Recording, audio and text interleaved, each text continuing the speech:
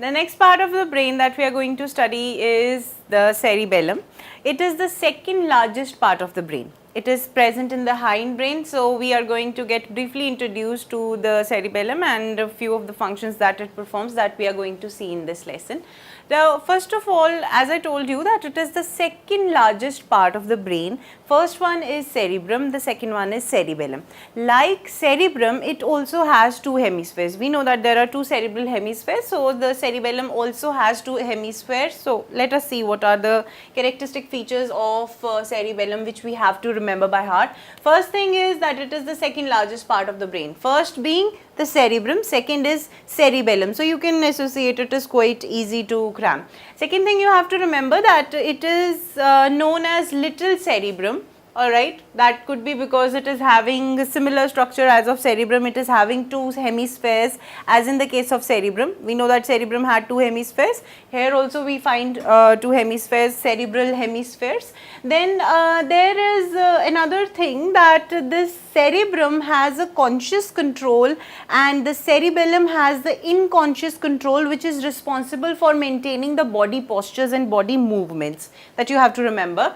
Now the third thing that we get across is that the grey matter of the cerebellum is similar to that of cerebrum, because in cerebrum also we have grey matter which is located outside and white matter inside. Here also the grey matter is present outside while the white matter is present inside. Now this grey matter is divided into three layers of cells and fibers.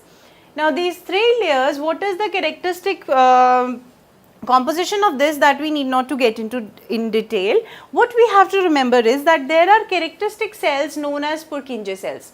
Now as we are talking about brain, first thing that there won't be any other cells except for neurons. So these Purkinje cells are present in the second layer of the grey matter, because there were three layers. The second layer is going to have Purkinje cells, and these cells, need not to say they would be neurons. What sort of neurons they would be? They would be flask shaped, tree-like, with numerous dendrites. And I must tell you one thing, that these Purkinje cells are one of the most complex neurons which are present in our brain. Very, very complex neurons. The dendrites are so many that it looks like a tree, like this. Supposedly this is the axon and there would be so many neurons, dendrites, sorry, out of a neuron. This entire would be a Purkinje cell, and it gives a tree-like appearance, and it is somewhat flask shaped.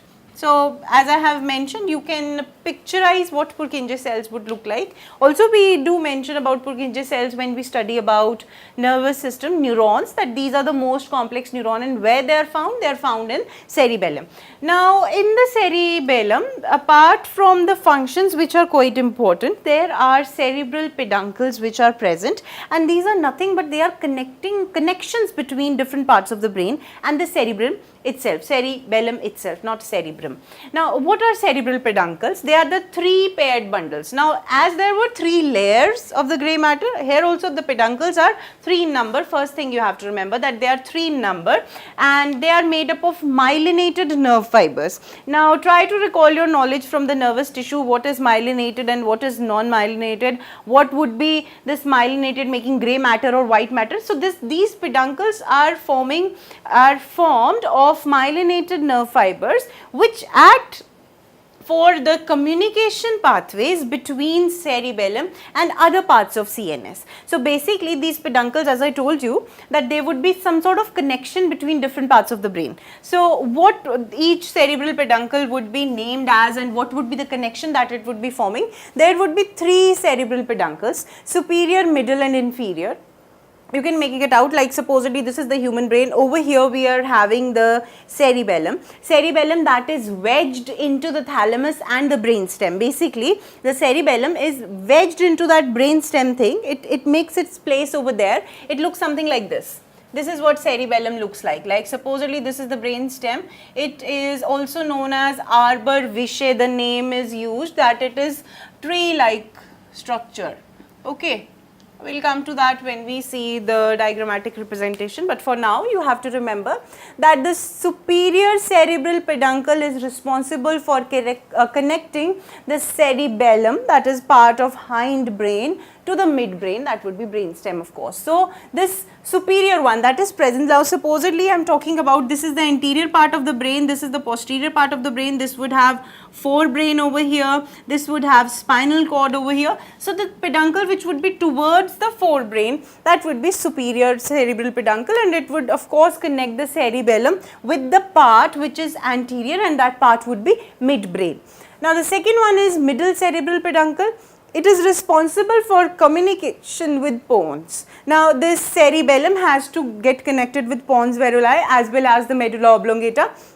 So the middle cerebral peduncle is responsible for the communication of the cerebellum, both the hemispheres, with pons varolii. That is the purpose of middle cerebral peduncle.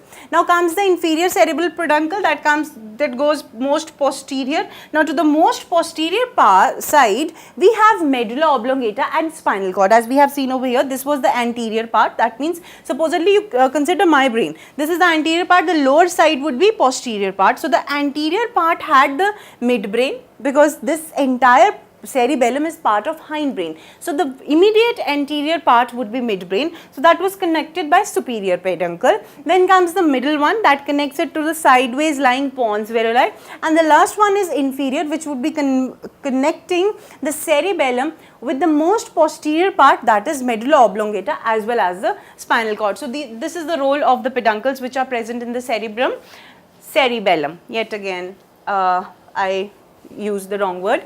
Now coming to the functions, we are talking about cerebellum over here. So in case I have missed and used the word cerebrum, just try to correct it in your mind that it won't be cerebrum that we would be talking about. We would be talking about cerebrum only in the terms that cerebellum resembles cerebrum a lot.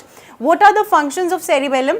First of all, it modulates and reorganizes motor commands. Now in this point you have to remember one thing, that this cerebellum does not initiate the movement. One thing, it does not initiate the movement, but instead it modulates or reorganizes the motor commands which are coming from the cerebrum over here. Now next function is, it is vital for controlling rapid muscular activities like running, talking, etc. Now whatever I am doing this in lesson, I am moving my hands, that is under the control of cerebellum, and that is involuntary control, that you have to remember, because all the activities which are performed by cerebellum are involuntary.